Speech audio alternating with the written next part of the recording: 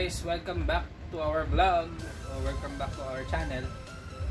Ngayon papakita ko sa inyo sa mga previous vlogs kasi natin, nag-tail tidy tayo, di ba, ng Honda Click natin. Ngayon lalagyan natin siya ng signal light kasi dati walang signal light yun, integrated light tayo. Pakita ko sa inyo later. So kakabit natin to kasi may mga driver or medyo ano kasi tayo conscious tayo kasi baka hindi nila napapansin yung sa integrated taillight natin, yung signal light. So ito, tingnan nyo to test natin. Kakabit natin to dito, pakita ko sa inyo.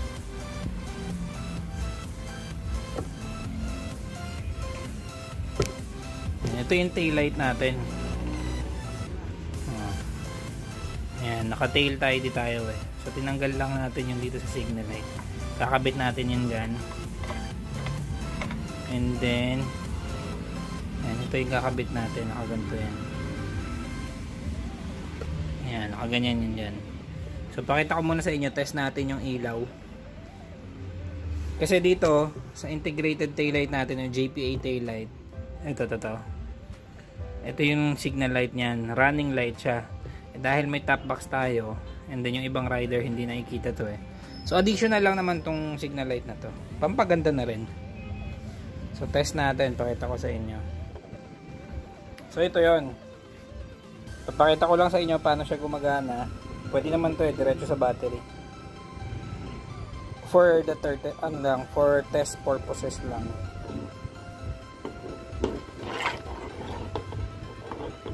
Ay, nakatalikod.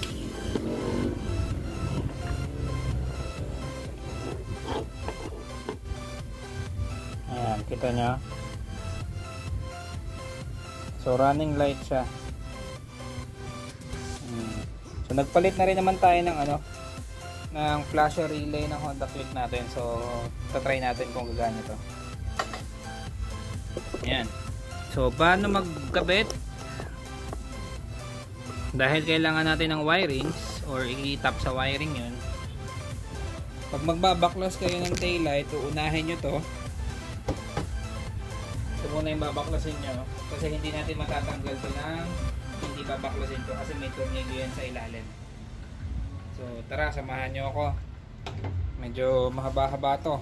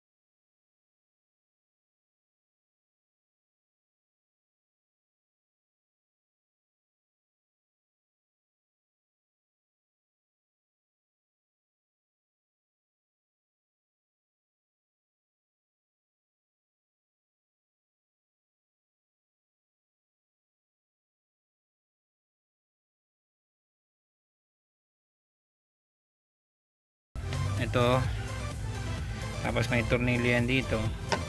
So para lang ano siya, bumuka. Ganun din sa kabila. Yan, binuka lang natin. Ayan. Pero di na natin siya tatanggalin kasi mahirap to. So bago mo matanggal tong takip ng taillight, may tornilyo to sa ilalim. Pakita ko sa inyo. Ito nahugot ko na kasi. Ito. Ayan. Ayaw mag-focus. Ayan, tornilyo yan. So saan yan nakapasok? Dito. Kabilaan yan. So paano mo siya tatanggalin? Ang ginawa natin dyan, nagsuksok lang tayo dito ng screwdriver. Dinukot lang natin yan. Ito, ha? Dinukot natin para matanggal yung tornilyo sa ilalim. Kasi yung ulo ng tornilyo, ito pakita ko sa inyo. Ito. So nakaganon yan sa ilalim. So dinukot ko lang ng screwdriver para matanggal natin to. So no need na tanggalin to lahat.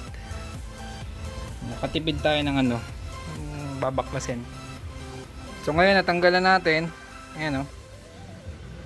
Pwede natin i-remove yung taillight. Well actually hindi naman natin ito i-remove. Tinanggal lang natin to para mahugot natin yung sa wires nya. Ayan. Dahil naka JPA taillight tayo rin nagkabit nito noon eh. So itatap na lang natin yung wire nung sa signal light natin. Pakita ko muna pala sa inyo yung stock na ano. Actually hindi pala stock. Papakita ko sa inyo paano gumagana tong JPA taillight natin.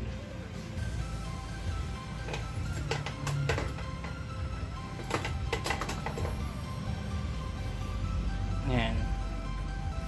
Yan ang JPA taillight natin. Signal light ko ha.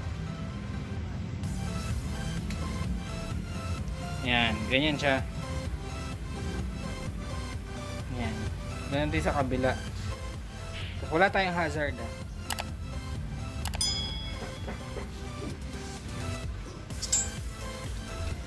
Ito yung pinakang signal light natin. Yan, tapos may tatlong wires yan. Yan. So yung red tsaka green, pagsasamahin na natin to. Yan, pagsasamahin natin to kasi yung wire natin isa lang. Tapos yung black dito sa nakaabang na green. Yan. Kaya ito yung pinakang ground eh. Yan. So tara, kabit na natin.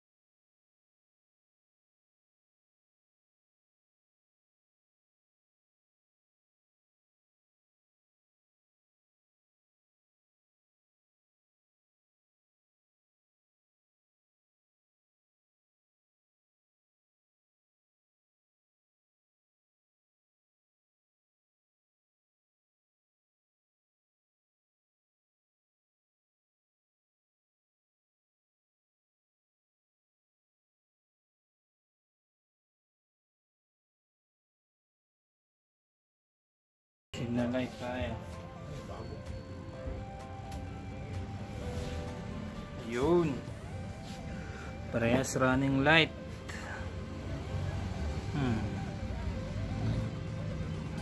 Tapos may ilaw din yan sa likod eh.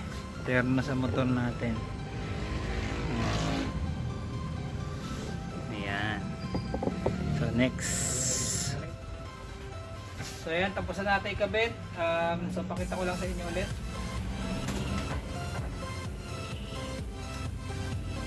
Now, working. Running light. So yun lang, pinakita ko lang po sa inyo kung paano siya kinabit. So thank you for watching. Please don't forget to like, share, subscribe. See you on my next video.